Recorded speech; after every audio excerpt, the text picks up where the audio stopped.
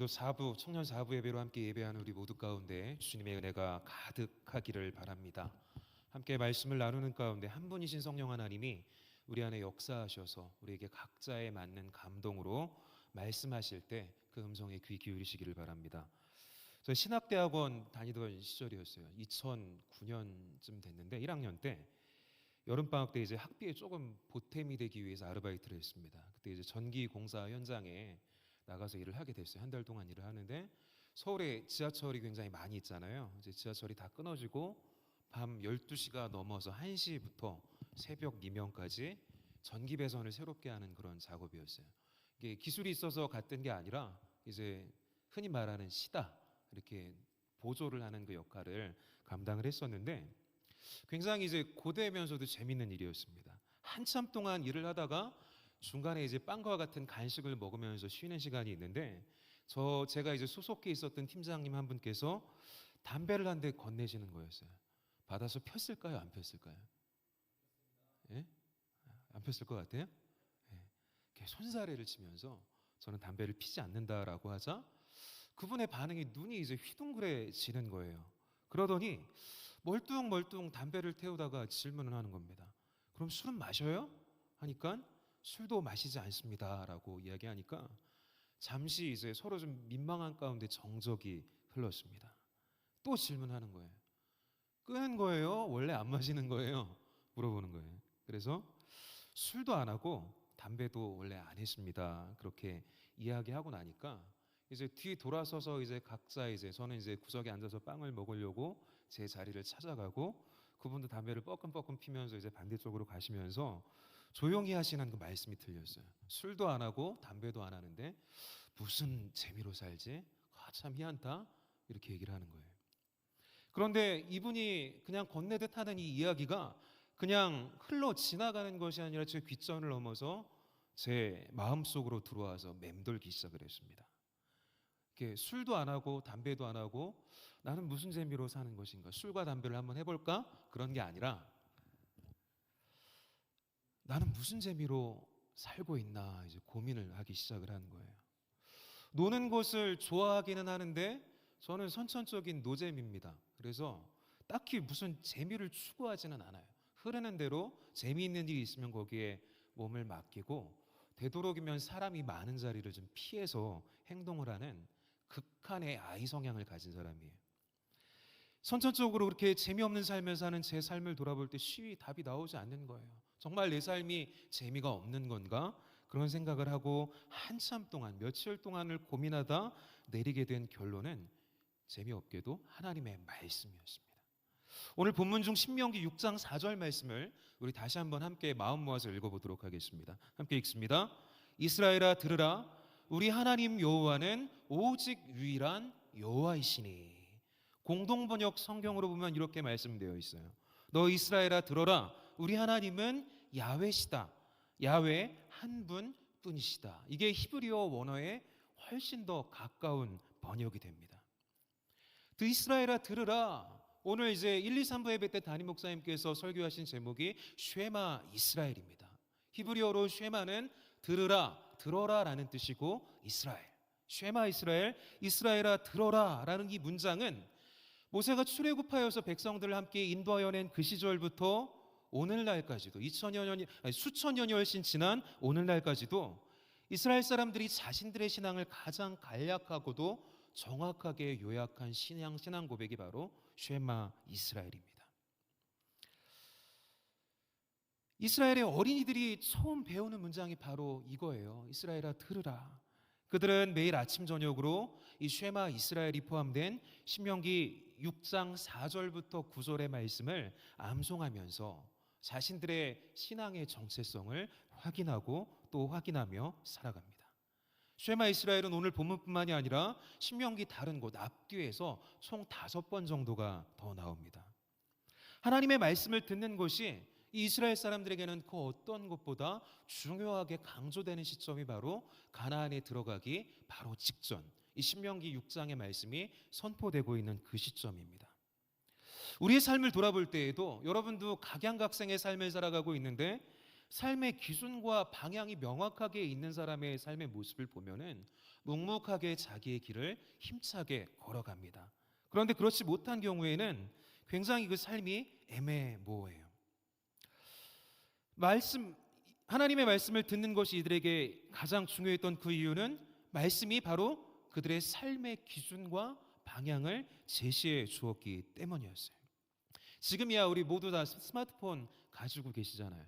여러분 중에 스마트폰 말고 뭐 폴더폰이나 투지폰 쓰시는 분 아직 계십니까? 다 가지고 있을 거예요. 나는 자발적으로 스마트폰을 사용하지 않을 거야, 그냥 피처폰을 쓸 거야 해도 요새는 사기조차 쉽지 않은 그런 세상입니다. 다 우리 손안에 컴퓨터가 하나씩 있어요. 그래서 그것만 있으면은 길도 모르는 곳에서 길도 찾을 수 있고요. 해외 여행을 하면은 이제 동기화도 굉장히 잘 돼 있어서 조금 영어 말고 이제 소수의 언어를 사용하는 그 나라에 가서도 번역기를 통해서 그 현지 사람들과 막힘없이 소통을 할 수 있는 그런 세상이 되었습니다. 그런데 이 폰이 없이 우리가 정처 없이 전혀 연고도 없고 말도 안 통하고 길도 모르는 어느 곳 한바닥에 딱 떨어져 있다라고 한번 상상을 해 보십시오. 그야말로 바보가 돼버리고 말 것입니다. 말도 안 통해요. 길도 알 수가 없어요. 어디로 가야 할지, 어떻게 해야 할지 막막합니다. 고대 근동에서는 이집트, 아시리아, 그리고 바빌로니아와 같은 강대국들이 자신들 국가의 삶을 자신들이 지배하고 있는 그 세상의 기준으로 삼았습니다. 그래서 작은 나라는 큰 나라의 눈치를 살필 수밖에 없었고요. 그들의 문화 가운데 동화되면서 살아갔습니다. 또 힘의 원리에 의해서 약소국들도 자신들도 저 강대국처럼 강해지기 위해서는 저 강한 나라의 생활 방식을 우리도 본받아서 살아가야 우리도 강해질 수 있겠구나 그런 생각을 하면서 그런 삶을 추구했을 것입니다. 오늘 우리가 살아가는 우리의 삶의 모습은 어떻습니까? 여러분 이제 취업을 해야 된다라면은 이왕이면 연봉이 더 높은 직장에 취직하고 싶은 것이 인지상정이에요. 나에게 잘 맞고 성향에 맞는 직장이라 할지라도 연봉이 1,000만 원이 더 많다라고 한다면 어디를 택하시겠습니까? 더 좋은 조건, 더 많은 연봉을 주는 곳으로 가기를 원하겠죠.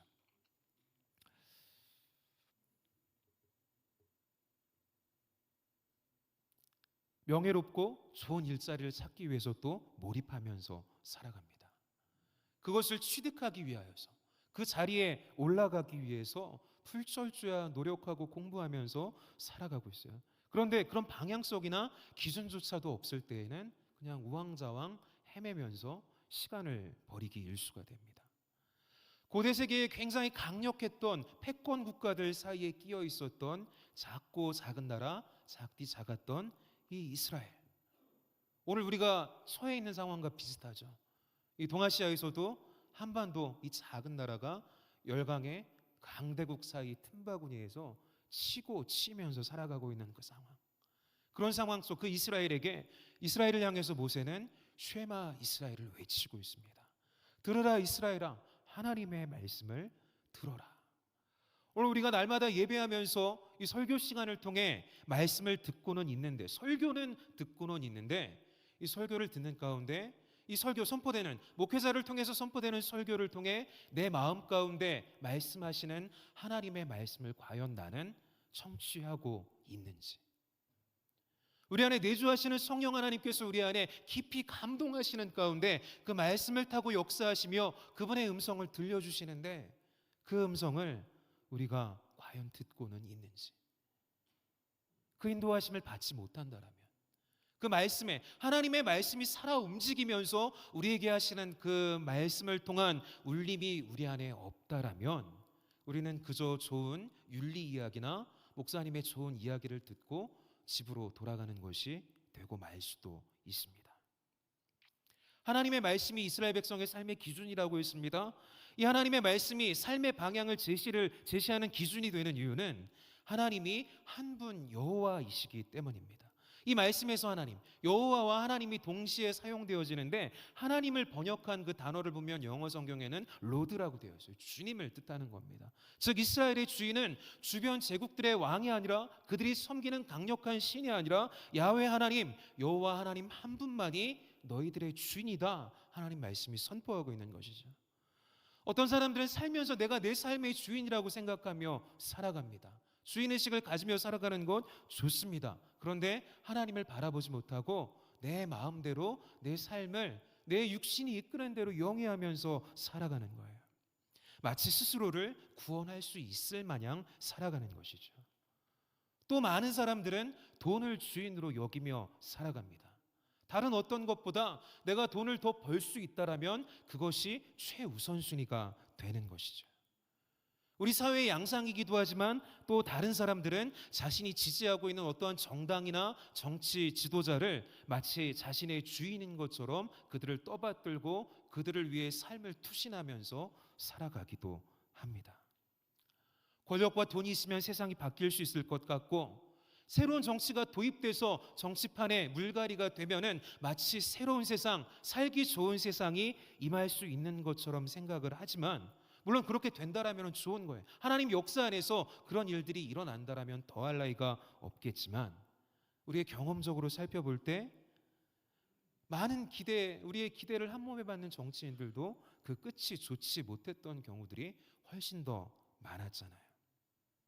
이런 것들을 의지하며 살아가는 삶의 모습은 우리 인간이 마치 가을을 지나서 초겨울에 찬바람이 불기 시작할 때 속절없이 떨어지는 낙엽과 같은 하잘것없는 존재임을 모르거나 알면서도 외면하는 태도일 수도 있습니다.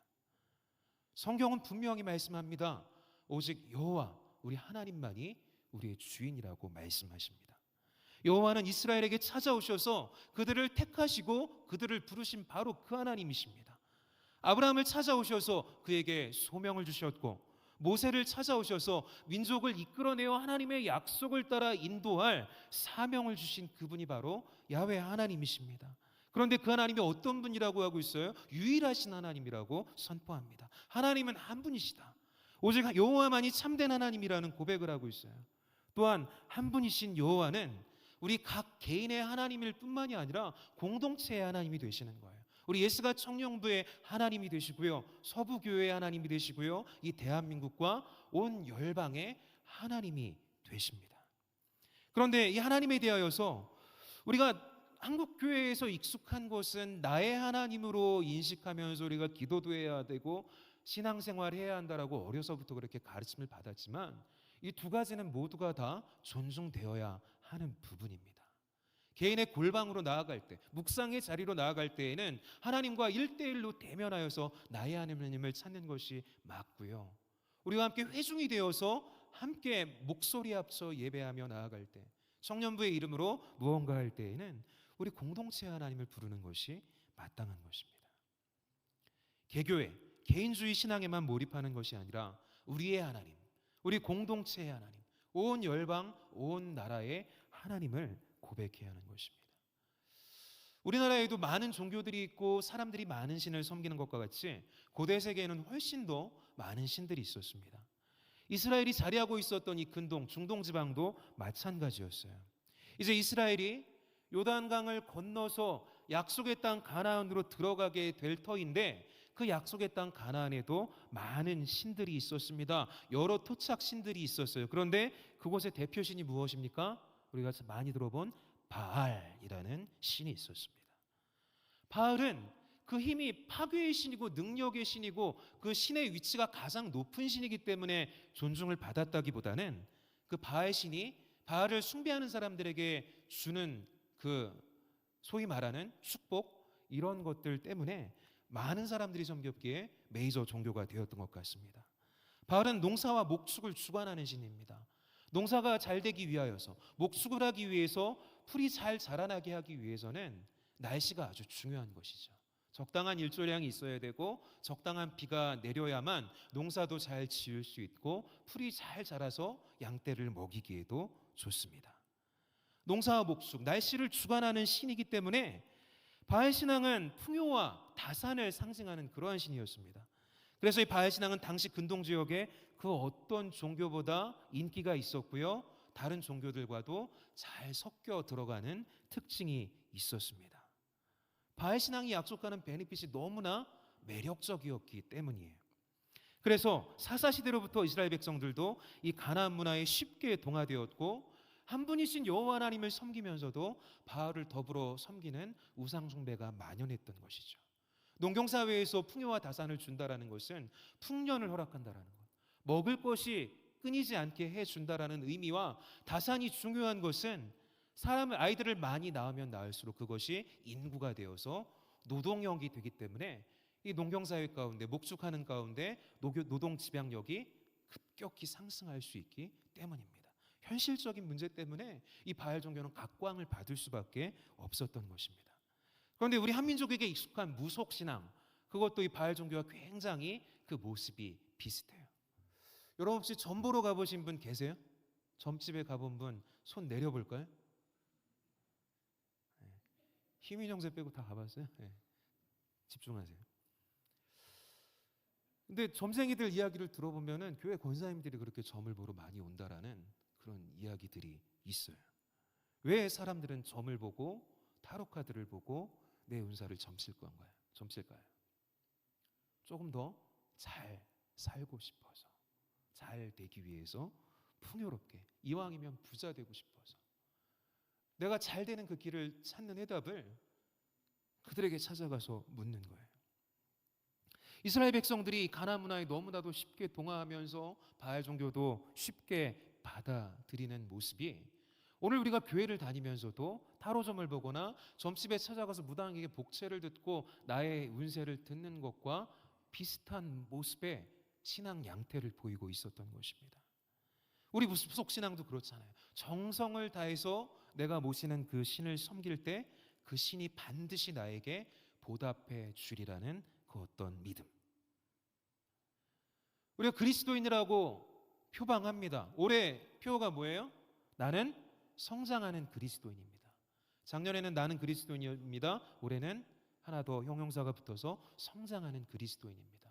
우리의 정체성이에요. 그리스도인.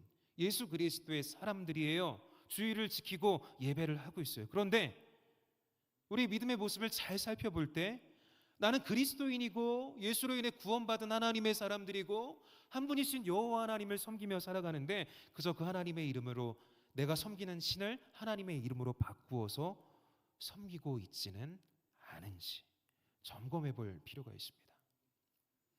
가나안의 여러 족속들과 주변 나라 거민들도 바알을 열심히 섬겼지만 이 초창기의 이스라엘은 단호하게 바알을 거부합니다.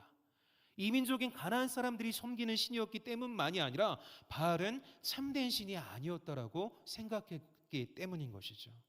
바알은 어찌 보면은 우상이라고 이야기하잖아요. 여러분 우상이 무엇입니까? 불상이나 어떠한 신주단지를 놓거나 우리 눈에 보이는 형상을 놓고 거기에 절하며 예배하기 때문에 우상이 아니라 우리의 마음 가운데 하나님의 자리를 대신하고 있는 그 모든 것을 우상이라 할 수 있어요. 조금 더 쉽게 말하면은 내 육신의 욕망을 따라서 내가 만든 신이 바로 우상이라는 것입니다. 돈이 우리의 우상일 수도 있어요. 내가 어떠한 선망하는 직업이 우상일 수도 있습니다. 어쩌면 여러분이 따르는 교역자가 우상이 될 수도 있고요. 여러분 공동체 안에 탁월한 매력적인 한 리더가 여러분의 우상이 될 수도 있는 것입니다. 이스라엘은 이 바알은 참된 신이 아니기 때문에 저 가나안 족속들이 풍요와 다산을 누리기 위해서 자신들의 욕망을 투영하여 자신들이 스스로 만든 신이라는 사실을 알았기 때문에 우리는 바알을 섬기지 않기로 단호히 거부했던 것입니다. 이런 그릇된 신앙은 참된 신을 섬기는 것이 아니라 인간 욕망에 의해서 만들어진 가짜 신, 허수아비를 섬기는 것과 같아요.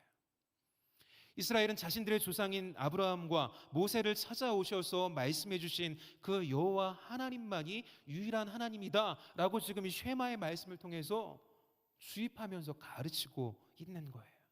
우리 하나님 여호와는 오직 유일한 여호와이시니 이 고백을 통해서 치열하게 믿음을 지키고자 노력했던 이스라엘 백성들처럼 오늘 우리도 오직 우리 하나님 한 분만이 유일하고 참된 신이라는 사실이 여러분의 삶의 자리 가운데 여러분의 심령 가운데 선포되어지고 우리가 살아가는 삶의 자리 안에서 여러분이 복음을 전하면서 그 예수 그리스도의 생명의 복음이 변증되어지기를 축복합니다. 이런 말이 막연하게 들릴 수도 있어요. 복음 전하자, 이 복음의 진리를 변증하자 하는데 이 말씀을 선포하고 변증하는 일이 중요하지만 그건 내 일이 아니라고 생각할 수 있습니다. 그건 신학자들이나 목사님들이 할 일 아니에요? 우리 일반 신자들과는 거리가 먼 이야기 아닙니까? 라고 물어볼 수도 있어요. 대개 그리스도인들은 형식적인 교회 생활에 머물거나 세속적인 차원에서 복을 받는 일에 굉장한 관심을 보입니다. 바쁜 세상을 살면서 처리해야 할 일들이 너무나 많이 있어요. 해야 할 일들이 가득한데 복음을 증거하고 변증하기 위해서는 말씀을 묵상하고 공부하고 내 것으로 만들어야만, 자연스러워져야만 선포할 수 있고 반대 질문이 왔을 때 디펜스 할 수 있는 거예요. 그런 거 할 시간, 나 사는데도 바쁜데 언제 복음으로 내가 무장할 수 있겠습니까? 목사님이 대신해 주세요. 그렇게 이야기할 수도 있어요. 시간 내기도 어렵고 조금 더 노골적으로 이야기하자면 마음이 도무지 가지 않는데 왜 그것을 요구하십니까? 이야기할 수도 있어요. 그런 마음을 가질 수 있다는 것 충분히 이해할 수는 있지만 하나님의 말씀을 멀게 여긴다라는 것은 납득할 수가 없습니다. 유일하신 여호와께서 우리의 하나님, 우리의 주인이 되신다라는 사실은 우리의 삶에 직접적으로 연관되어 있기 때문입니다. 여러분이 가지고 있는 두꺼운 그 성경 말씀이 요새는 폰에도 들어있지만 그 말씀이 나랑 상관없는 저 지구 저 멀리 서쪽에 있는 이스라엘 사람들을 향한 이야기가 아닌가라고 생각할 수도 있겠지만 수천 년 전에 기록된 이 하나님의 말씀은 오늘을 살아가고 있는 우리에게 하나님께서 말씀하고 역사하시는 살아있는 말씀이 됩니다. 이스라엘 백성들은 자신들의 눈에 보기에 너무나도 매력적이고 마음으로도 받아들이기 합당한 이 바알 신앙의 유혹에 투쟁할 수 있는 힘을 다른 어떤 것이 아니라 바로 하나님의 말씀으로부터 공급받았습니다. 우리가 현실을 살아내기 위하여서 치열하게 남들과 경쟁을 하고 내 스펙을 쌓아 나가고 열심히 살아가는데 돈을 벌기 위해서 땀을 흘리며 노력을 하며 살아가지만 이런 먹고 사는 문제 중요해요. 하지만 본래적 삶을 결정하는 문제가 아니라는 사실을 꿰뚫어서 볼 수 있다면 그것을 뛰어넘는 새로운 차원의 삶으로 나아갈 수가 있습니다. 그래서 신명기서가 외치고 있는 거예요. 쉐마 이스라엘, 이스라엘아 들으라. 너희 하나님의 백성들아 하나님의 말씀을 들으라. 반복해서 외치고 있는 것입니다. 오늘 주일 낮예배 말씀에서 목사님께서 그런 이야기를 하시더라고요. 쉐마 이전에 하나님이 선포될 때에는 하나님을 경외하라라는 말만 선포가 되었는데 이 쉐마가 선포되는 시점부터는 하나님을 사랑하라라는 그런 논제가 시작이 되어집니다. 유일한 존재이신 여호와 하나님 앞에서 이스라엘이 취해야 할 구체적인 태도를 오늘 본문 5절 말씀이 이야기해주고 있는데 그것은 바로 사랑입니다. 5절을 다시 한번 우리 마음 모아서 읽어봅니다. 시작. 너는 마음을 다하고 힘을 다하여 내 하나님 여호와를 사랑하라. 한 번 더 읽어볼까요? 목소리가 잘 안 들리는 것 같아요. 읽어봅니다. 소리를 내세요. 너는 마음을 다하고 힘을 다하여 내 하나님 여호와를 사랑하라. 참 많이 들어본 말씀이죠. 복음서에도 이 말씀을 인용해서 주님께서 설명하신 말씀들이 많이 등장을 해요. 마가복음 12장을 보면 한 사람이 예수님을 찾아와서 랍비 서기관이 예수님을 찾아와서 선생님 하나님의 이 많은 계명이 있는데 모든 계명들 중에 가장 소중한 것은 무엇입니까? 하는 질문에 예수님이 바로 이 쉐마의 말씀을 인용하시면서 하나님을 사랑하는 것이 그 첫째다라고 말씀을 하셔요. 그리고 이어서 이웃사랑에 관해서 말씀하실 때는 레위기 19장 18절 말씀을 인용하시면서 하나님을 사랑하고 내 이웃을 내 몸과 같이 사랑하는 것이 두 번째다. 그런데 이 두 가지가 다 중요해 라고 말씀하셨어요. 하나님을 믿는 사람들에게 우리가 섬기는 하나님을 사랑하는 것과 여러분 옆에 있는 이웃들, 우리 공동체 회원들을 사랑하는 것, 그 모두가 중요하다라는 것을 모르는 사람은 없을 것이고요. 또 그렇게 살기 원치 않는 사람이 이 자리에는 없으리라고 생각합니다. 그런데 문제는 여러분 사랑하기가 쉬워요, 어려워요? 쉽습니까? 쉽지 않습니까? 제가 이름을 아는 친구가 누가 있을까? 다 흩어져 있는데 여러분 서문덕준 전사님을 마음껏 사랑할 수 있어요? 진수만? 마음 다해서 사랑할 수 있어요? 라이크할 수는 있어, 좋을 수 있는데 정말 사랑할 수 있어요? 뭐 충성심 테스트는 아니에요. 근데 쉽게 고백이 되어지지 않잖아요. 왜? 사랑할 수 있어요. 진수는 이렇게 당당하게 고백을 했는데 다른 친구들은 왜 쉬 대답하지 못했을까요? 샤이해서 그런가요? 어찌 보면 우리 본심이 말 그대로 사랑할 자신이 없기 때문일 수도 있어요. 사랑하자, 사랑합니다, 많이 고백을 하지만 진실로 사랑한다라는 건 쉽지가 않습니다. 여러분, 사랑이 제일 어려워요. 정말 마음이 동해서 사랑하는 사람이 생긴다 한다면은 지극히 자연적인 감정, 그 애정의 감정이 올라오기 때문에 사랑할 수 있지만 사랑하기로 결정하는 것은 굉장히 어려운 일입니다. 복종과 순종이 어찌 보면 사랑보다 훨씬 쉬울 수도 있어요. 그런데 사랑하기만 하면, 사랑할 수만 있다면, 사랑하게 된다면 모든 것을 다 내어줄 수 있는 자발적인 마음이 이 속에서 솟구쳐 나오게 되는 거예요. 여러분, 지금 혹시 사랑하고 계시는 분 계십니까? 연애 사업을 하고 계시는 분이 계셔요? 대답을 안 해도 얼굴을 보면은 대략 예상은 될 것 같아요. 어떻습니까? 사랑할 때 모든 것을 다 내줄 수 있어요. 빚을 내서라도 무언가 해줄 수 있는 그런 마음이 있어요. 저는 이제 결혼한 지가 가만히 있어보자 몇 년이 됐지? 14년 차쯤 들어서는 것 같아요. 올해로. 그 대학원 다닐 시절에 이제 저희 아내 유 목사님과 연애를 했는데 저는 집이 아현동 인근이었어요. 학교는 부천에 함께 같이 다녔고 아내는 집이 저기 북한산 지나서 경기도 양주에 살고 있었어요. 기숙사에 사는 것도 아니고 이제 학교를 이렇게 통학을 했는데 이제 학교 끝나면은 공부 안 하고 같이 이제 놀러 나가서 이제 띵까띵까 놀다가 헤어질 때가 되면은 같이 만나는 날에는 양주까지 꼭 데려다 줬어요. 한 1년 정도. 대단하죠? 할 수 있어요? 해냈어요 저는. 근데 지금 하라 그러면은 이게 물음표를 붙이게 돼요. 그때는 했는데 왜 지금은 할 수 없을까? 유아부 선생님들 가서 얘기하면 안 돼요? 함구하세요. 입 닫으세요. 지금은 왜 할 수 없을까? 애정이 식었을까요? 근데 살다 보면 그래요. 저는 아직 사랑합니다. 근데 우리 선배 목사님들을 보면은 그렇게들 고백을 하세요. 사랑하기보다는 의리로 살아가는 거지. 정으로 사는 거지. 그런데 시간이 지나면은 그 애정보다 의리와 정이 훨씬 더 강력한 유대감을 가지고 있기 때문에 더 책임감 있게 살아가는 모습을 보게 됩니다. 사랑했기 때문에 그렇게 할 수 있었던 것 같아요. 많은 걸 포기했어요. 대학 공부를 다 끝내고 만났거나 아니면 이전에 연애를 해가지고 결혼에 꼬리를 했다라면 그 시간에 공부를 더 집중을 해서 지금보다 조금 더 훌륭한 목사님이 됐을 수도 있어요. 근데 많은 것을 희생을 했습니다. 희생이 아니죠. 말씀 조심해야 돼요. 헌신을 했어요. 사랑하면 그렇게 할 수가 있다라는 거예요. 그래서 우리가 스스로 한번 각자에게 질문해 보기 원합니다. 나는 하나님을 사랑하는가? 나는 하나님을 사랑하나? 얼마나 그분을 사랑하고 있지? 그렇다면 사랑하는 것 같기는 한데 무엇으로 하나님을 향한 그 사랑을 증명할 수 있을까? 무엇으로 하나님을 향한 우리의 사랑을 표현할 수 있을까요, 여러분?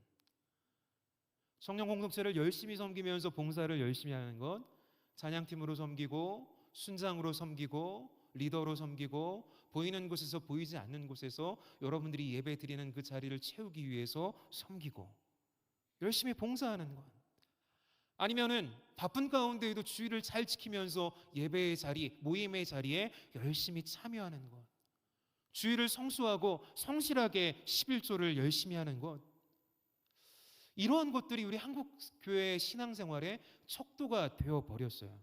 부정할 수는 없어요. 너무나 중요한 건데 지금 나열한 이런 것들이 하나님을 사랑하는 것에 있어서 여러분들의 그 하나님을 향한 사랑의 기준이 될 수 있다고 여러분 동의할 수 있으신가요? 그렇게 동의할 수 있는 분들도 있지만 아닌 분들도 있을 거예요. 대답은 각양각색일 것입니다. 신앙의 진정성이 이런 어떠한 우리의 봉사와 헌신과 하나님을 향한 그 마음, 이런 드리는 것들을 통해서 나타날 수도 있고요. 다르게 나타날 수도 있어요. 다만 겉으로 드러나는 우리 어떤 규범 신앙생활만으로는 하나님을 향한 사랑을 확인할 수는 없다라는 것입니다. 실제로는 하나님을 사랑하지도 않으면서 경건의 모양은 흉내 낼 수 있어요. 부끄럽지만 저도 일주일을 정말 개판으로 살았는데 말씀을 전하고 찬양 인도를 할 때 은혜가 흐를 때가 있어요. 나는 너무나 힘들고 서서 말씀을 전하고 하나님을 찬양하는 그 일들이 너무나 괴로웠는데 돌아오는 피드백은 은혜 받았다, 이런 얘기 들을 때 이건 무슨 일인가? 물론 하나님이 일하셨겠죠. 하나님 사랑하지도 않으면서 그 경건의 모양만 흉내내거나, 아니면 이 교회에 소속되어서 열심히 살아가고 있는데 순전하게 하나님을 사랑하는 것이 아니라 내가 열심히 섬기는 그 일이, 헌신하는 일이, 그 일 자체가 우상이 되어서 나의 만족과 유익을 위해 사역적인 열정을 뽐내고 있는 것은 아닐까? 이 또한 점검해 보아야 합니다. 하나님 사랑의 가장 확실한 증거는 과연 무엇일까요? 열심히 신앙생활하는 가운데 어느 날 갑자기 하나님의 부르심을 받아서 선교사로, 목사로, 전임사역자로 헌신하는 건가요?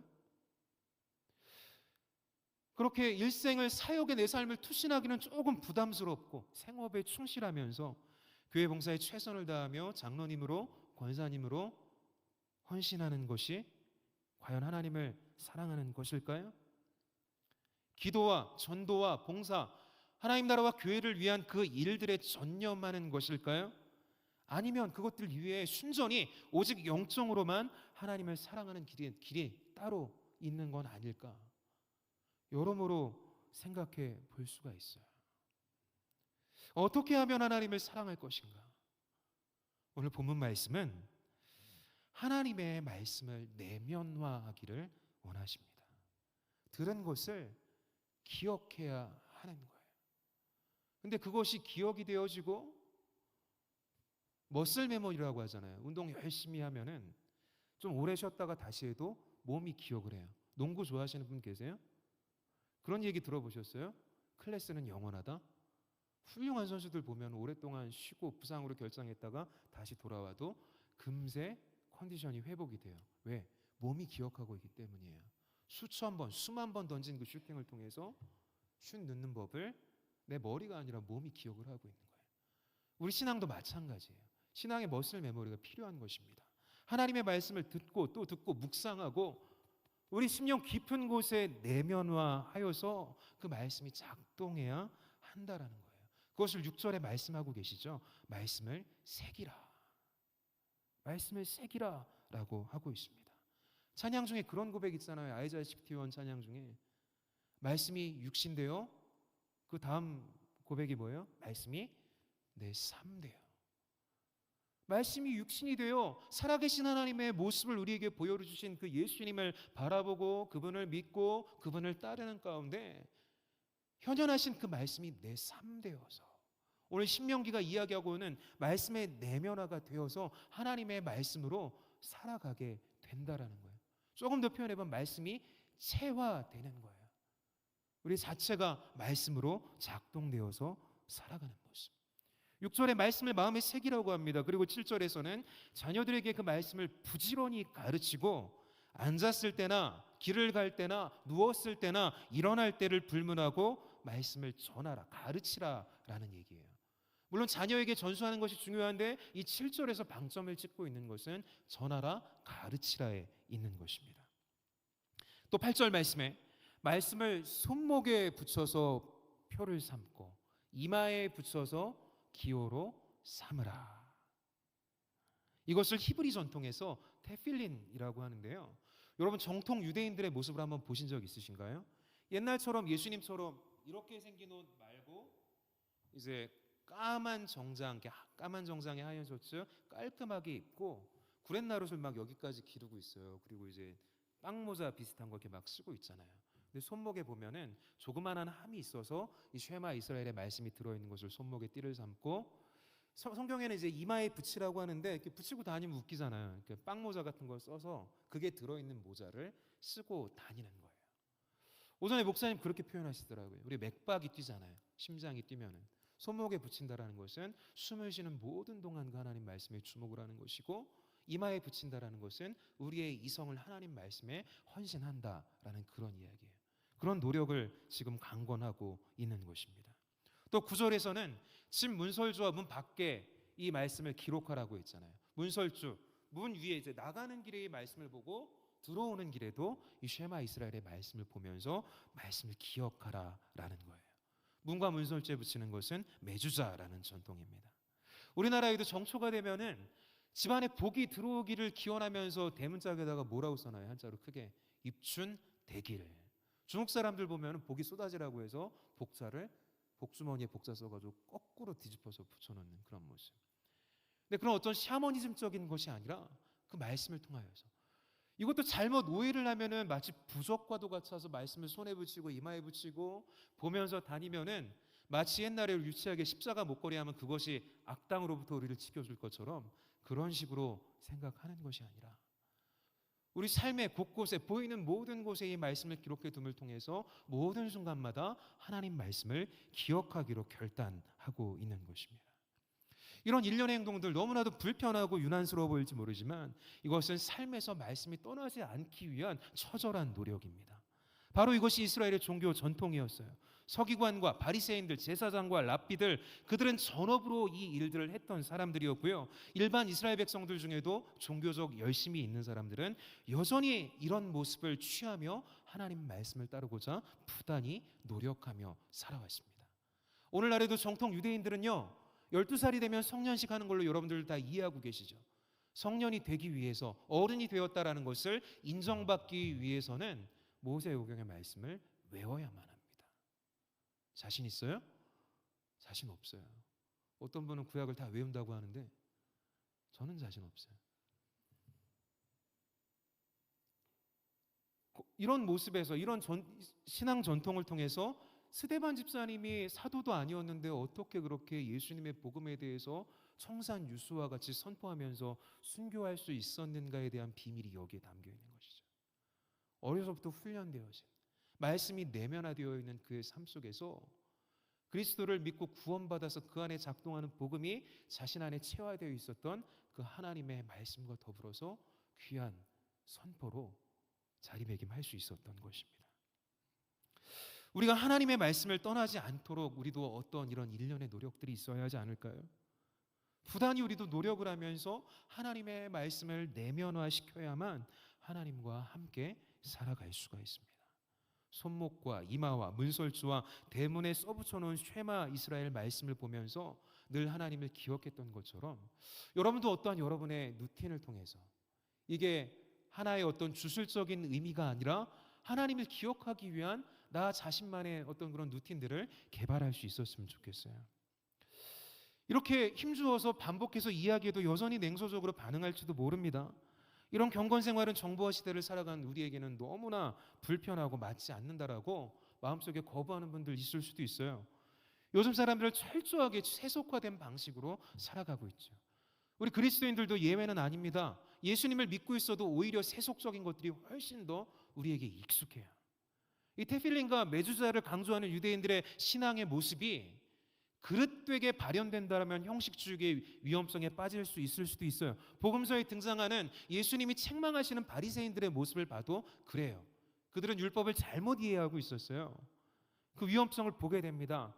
경건의 삶, 그 행동 패턴을 추구하면서 오히려 본질을 놓치게 된다라면 안 하는 것보다 좋지 않을 수도 있어요. 이런 비판들도 일리가 있지만 신명기 말씀을 비롯해서 성경 말씀이 가르치고 있는 경건 생활 자체를 부정하는 것은 어리석은 일입니다. 왜냐하면 우리에게 있는 이 교회의 전통, 성경이 가르쳐주고 있는 그 가르침들이 하나님 사랑이라는 우리 신앙의 본질을 목표로 하고 있기 때문이에요. 하나님 사랑하기를 내가 원치 않는다면 모를까, 하나님 사랑하기를 원한다면 오늘 본문이 권면하고 있는 이런 신앙 행위들을 우리는 외면할 수가 없는 것입니다. 다시 한번 질문해 볼까요? 왜 이 귀한 휴일, 주일 이 오후 시간에 할 수 있는 일 많은데 왜 여기 와서 앉아 있죠? 안 오면은 순장이 전화하니까 왜 여기 앉아 있어요? 안 오면은 길 가다가 교통사고 나서 하나님 심판 받을까 봐? 축복받고 싶어서? 왜 우리가 이 주의를 지키며 시간을 드리고 마음을 드리고 온 삶을 들여서 하나님을 예배하는데 이 자리 가운데 왜 있어요? 하나님 사랑하는 것이 그 이유가 되기를 바랍니다. 다른 어떤 것이 아니라 하나님 사랑하기 때문에 그 하나님 사랑하는 까닭에 우리는 예배하는 것이고요. 그 사랑에 감사하여서 헌신 봉사하는 것입니다. 무엇으로 그 은혜를 갚을까? 보답할 길이 없어서 우리의 마음과 삶을 드리며 믿음을 담아 헌금도 하는 것입니다. 여러분 중에 혹시 작가가 되기를 꿈꾸는 분 혹시 계셔요? 글 쓰는 작가? 저마다의 꿈이 있을 거예요. 근데 설교를 준비하면서 이제 작가, 글 쓰는 분들이 생각이 났어요. 시인이나 소설가나 아니면 극작가이든 글을 쓰는 작가들은 항상 그 특징이 손에 책을 들고 다니는 것 같아요. 그래서 틈틈이 책을 읽어요. 다른 사람들의 그 기록들을 보면서 책을 읽는 것만으로 습득이 되어지는 것입니다. 책뿐만이 아니라 이제 습작 노트 같은 거를 들고 다니죠. 이제 문학가 이제 김영하 선생 소설가 아시죠? 그분은 이제 문장 수집 노트라고 해서 항상 노트를 들고 다니면서 새로운 영감이 떠오를 때마다 기록하기를 반복한다라고 합니다. 그렇게 기록하는 거예요. 미술을 하는 분들 같은 경우에는 이제 스케치북을 들고 다니면서 영감이 떠오를 때마다 계속해서 그림을 그려 나아가는 것이죠. 이 의미 없는 행동들이 아니라 그것들 자체 하나하나가 다 쌓이고 쌓여서 내 능력으로 자라나게 되는 거예요. 글을 잘 쓰는 작가가 되기 위하여서 책을 열심히 읽고 끊임없이 글을 쓰는 노력을 하는 것처럼 우리가 하나님을 온전히 사랑하기 위해서도 하나님의 말씀을 마치 이스라엘 백성이 손목에 메어 표로 삼고 이마에 붙여 기호로 삼고 들어올 때나 나갈 때나 하나님 말씀을 보기 위하여서 매주자 했던 것처럼 하나님을 사랑하기 위해서는 우리의 삶 가운데 하나님의 말씀을 위한 시간을 투자해야 한다라는 것입니다. 말씀을 대하는 시간이 적으면 하나님 사랑하기가 점점 어려워져요. 얼마나 하나님의 말씀에 시간을 드리는 것이 충분한가를 객관화하고 수치화할 수는 없지만 분명한 것은 우리는 그 일 가운데 1년의 시간을 들이며 그 순간만큼은 최선을 다해야 한다는 것입니다. 일주일에 한 번 설교 듣는 건 부족해요. 말씀을 듣는 것만으로는 부족합니다. 한 발짝 더 나아가는 헌신이 저와 여러분에게 필요합니다. 여러분, 우리가 어떻게 해야 하나님의 사랑 안에 계속해서 머물 수 있을까요? 오늘 하나님의 말씀이 우리에게 가르쳐주는 것은 하나님의 명령, 그 규례와 법도, 즉 하나님의 말씀을 나의 마음 가운데 새기라는 것입니다. 예컨대 남자와 여자가 만나서 뜨겁게 사랑을 합니다. 그 사랑의 결실로 결혼해서 가정을 이룹니다. 아이도 자라고 시간들이 막 지나지만 시간이 지날수록 앞선 예화에서 말씀드렸던 것과 같이 사랑보다는 정과 의리로 살아가게 되는 것이 우리네 현실이에요. 여러분들도 그렇게 될 거예요. 저주 아니에요? 살다 보면 그렇게 살아가요. 근데 그런 중에 우연히 책상 정리를 하다가 집안 청소를 하다가 오래전에 아내와 주고받았던 연애 편지, 아내 말고 첫사랑 연애 편지를 발견하게 된다면, 그거를 읽어본다면 어떨까요? 오그라들까요? 막? 아, 이런 시절이 있었구나, 이렇게 사랑했구나 생각을 하면서 지난날의 그 사랑을 떠올리게 되는 거예요. 깊은 사랑이 묻어나 있는 것을 오래전 빛바랜 먼지 쌓여있는 저 연애 편지를 통해서 확인할 수 있는 것처럼 성경 말씀을 보면 하나님께서 이렇게 나를 사랑하셨구나 라는 것을 말씀을 읽어 나갈 때마다 확인되어지는 거예요. 그 말씀이 살아서 나에게 다가오는 거예요. 하나님 이렇게 나를 사랑하셨네. 여러분, 하나님을 사랑하는 것을 단순히 종교적 의무로 여기면 곤란합니다. 예배하는 시간, 순모임하는 시간, 따로 이렇게 그리스도인들끼리 모여서 교제하는 그 시간에만 우리의 종교 행위를 국한하고 그때만 헌신해야지 하는 것이 아니라 모든 순간마다 나와 함께하고 계시고 나의 삶을 붙드시고 다스리시며 함께 걸어가고 계시는 그 하나님을 생각하면서 살아가야 하는 거예요. 의무가 된다면 그것은 슬슬 무거운 짐이 되기 시작합니다. 신앙생활이 행복해지지 않기 시작하는 거예요. 억지로 지키고자 하면은 그것은 사랑이 아니라 속박이고 율법이 되고 마는 것입니다. 우리가 기억해야 할 것은 하나님이 우리를 먼저 사랑하셨다라는 거예요. 기브 앤 테이크. 내가 하나님을 향한 사랑을 고백했기에 하나님이 나를 사랑하신 게 아니라 오래전부터, 태초 전부터 하나님께서 나를 계획하시고 택하셔서 나를 먼저 사랑하셨다라는 거예요. 요한일서 4장 1절을 함께 읽어봅니다. 사랑은 여기 있으니 우리가 하나님을 사랑한 것이 아니요 하나님이 우리를 사랑하사 우리 죄를 속하기 위하여 화목제물로 그 아들을 보내셨습니다. 아멘. 하나님이 우리를 먼저 사랑하셨어요. 성경이 증거하고 있잖아요. 자신이 하나님의 사랑을 받았다라는 그 사실이 깨달아질 때 비로소 하나님을 사랑할 수 있습니다. 오늘 이 신명기 말씀을 통해서 모세가, 이 신명기 저자가 하나님을 사랑하라, 쉐마 이스라엘, 들으라 이스라엘, 너희는 한 분이신 여호와 하나님을 마음과 뜻과 힘을 다하여서 전심전력으로 사랑하라 선포하고 있잖아요. 하나님을 사랑하라는 이 말은 쉽게 말하면 하나님께서 우리를 먼저 사랑하셨다라는 그 사실을 알아야 한다라는 것과 같은 말이에요. 하나님이 나를 사랑하셨음을 기억하고 이해해라. 그렇기 위하여서 하나님을 더욱 사랑하기 위해 노력해야 한다는 것이다. 그렇게 받아들이는 거예요. 우리에게 향하신 그 하나님의 사랑을 알기에 그것을 더욱 깊이 알아가기 위하여 말씀을 가르치고 손목에도 메고 이마에도 붙이고 문에도 기록해 놓는 것입니다. 하나님의 말씀에 집중하는 것입니다. 여러분, 무슬림들이 하루에 몇 번 기도하는지 아시나요? 5번 기도해요. 정해진 시간에 따라. 저 아랍권에 여행을 가시거나 선교 가보시면은 새벽 5시, 6시쯤 되면은 알람 안 맞춰도 자동으로 기상하게 됩니다. 모스크마다 막 그 자기들 이렇게 찬양인 것 같아요. 음악이 막 나오기 시작을 해요. 굉장히 거슬려요. 깹니다. 근데 일어나서 생각하게 되는 거는 참으로 열심이구나. 근데 그 순간만이 아니라 하루에 5번 정해진 시간에 길을 가다가도 멈춰서 카페트를 깔고 그들의 성지인 사우디 메카가 있는 방향을 향해서 무릎 꿇고 기도하는 것이 무슬림들의 신앙의 모습입니다. 그들이 왜 그런 열정을 가지고 있을까요? 자신들이 섬기는 알라를 사랑하기 때문이 아닐까요? 그 기도 시간 지키기를 자기 목숨처럼 소중히 여기기 때문에 저 아랍권 외국인 노동자들이 일하는 그런 일터에는 기도실을 따로 마련해 주는 경우가 굉장히 빈번하고요. 인천공항 드나드시면서 보셨는지 모르겠지만 무슬림을 위한 기도실도 마련이 되어 있어요. 그들의 편의를 위하여서. 그렇게 목숨처럼 자신들의 신앙을 소중히 여기고 있습니다. 오늘 우리도 그 하나님을 사랑하기 위하여서 우리를 향한 그 구구절절한 하나님의 사랑이 담긴 이 말씀을 기억하기 위하여서 우리가 할 수 있는 방법들을 구체적으로 생각해 볼 수 있었으면 좋겠어요. 여러 가지 방법들이 있겠어요. 저보다 더 좋은 아이디어도 있겠지만 스마트폰 다 있잖아요.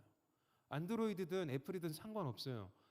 오늘 할 일 어플이나 리마인더 어플을 통해 가지고 구체적으로 시간 세팅을 해놓는 거예요. 내가 할 일을 이 시간에는 반드시 내가 말씀 묵상을 하든지 기도를 하겠다.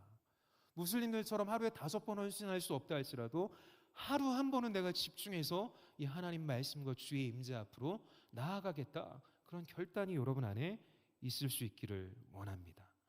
그 작은 노력들이 쌓일 때 습관이 삶이 되어지고요. 그것이 익숙해지기 시작하면은 하나님을 만나는 그 시간이 너무나 흥미로워지기 시작을 합니다. 이내는 그 시간이 없이는 살아갈 수 없는 답답함을 느끼게까지 되는 거예요. 습관이 삶이 되어서 하나님의 말씀이 여러분 안에 내면화되는 귀한 복이 있기를 소망합니다. 이렇게 주님의 말씀을 바라보고 묵상하는 훈련을 통하여 말씀이 우리를 강권하기까지 나아가야 합니다. 신실하신 이 하나님의 말씀이 우리 삶 가운데 작동되고 있지 않다라면 그것은 우리에게 말씀의 내면화, 말씀의 동기화가 이루어져 있지 않기 때문인 것입니다. 오늘 우리는 하나님의 사랑이 예수 그리스도 우리 주님을 통하여서 그 대속의 십자가를 통하여 우리에게 전해졌음을 잘 알고 있습니다. 요한복음 3장 16절에 하나님이 세상을 이처럼 사랑하사 독생자를 주셨으니 이는 그를 믿는 자마다 멸망하지 않고 영생을 얻게 하려 하십니다. 하나뿐인 아들 예수님을 십자가에 못 박아 죽으시게 하기까지, 독자를 포기하시기까지 우리를 향한 사랑을 하나님께서는 확증해 주셨어요. 구약의 말씀이 너무나 어렵지만 이 귀한 복음의 말씀을 통하여서 우리는 너무나 쉽게 그 하나님의 사랑이 무엇인지를 깨닫고 있습니다. 예수님이 하나님의 사랑인 이유는 우리가 그분을 통해 영생을 얻었기 때문이에요. 사랑은 단순히 따뜻한 감정이나 보살핌에 한정되는 것이 아니라 영원한 생명에 관계된 하나님께서 주도하시는 놀라운 신비요 사건입니다. 이 놀라운 사건이 예수 그리스도의 십자가를 통해서 완성되었어요.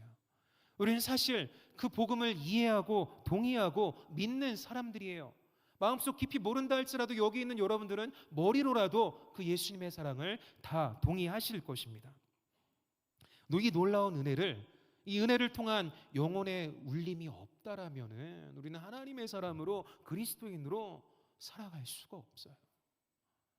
말씀 안에 살아가는 그 삶을 통해서 끊임없이 공급되어지는 그 하나님의 사랑이 우리 안에, 그 영혼의 공명이 날마다 이루어져야만 우리는 영적으로 숨쉬며 살아갈 수 있는 것입니다.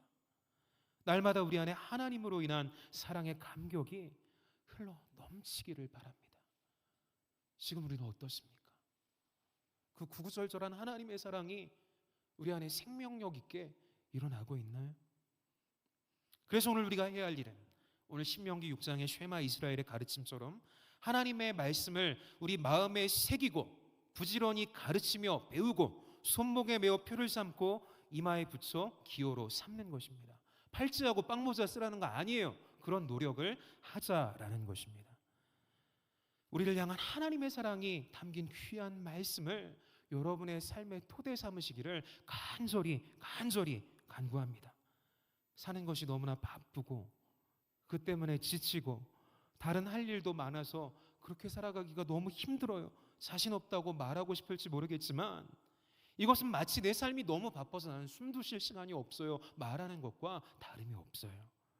아무리 바빠도 숨은 쉬며 물은 마시며 살아야 하는 것처럼 예수 그리스도 우리 주님을 통한 영생이 여러분의 전격을 감싸고 있어야 합니다. 우리의 삶의 절대적이고 최종적인 목표가 바로 그것이에요. 모세가 이스라엘 백성에게 쉐마 이스라엘, 들으라 이스라엘아 외친 이유가 바로 여기에 있습니다. 오늘 우리는 하나님의 말씀에 귀를 기울여야 합니다. 그런데 그 하나님의 말씀은 그냥 들리는 게 아니에요. 감춰져 있는 신비입니다. 우리가 귀를 열고 집중하면서 우리 안에 내주하시는 성령님의 도우심 안에 그 말씀을 들을 때야만 그 말씀이 풀어지고 해석되어지고 동의가 되어지고 우리 마음 가운데 심기고 내면화되어서 하나님의 말씀이 이끄는 대로 믿음으로 살아갈 수가 있는 것입니다.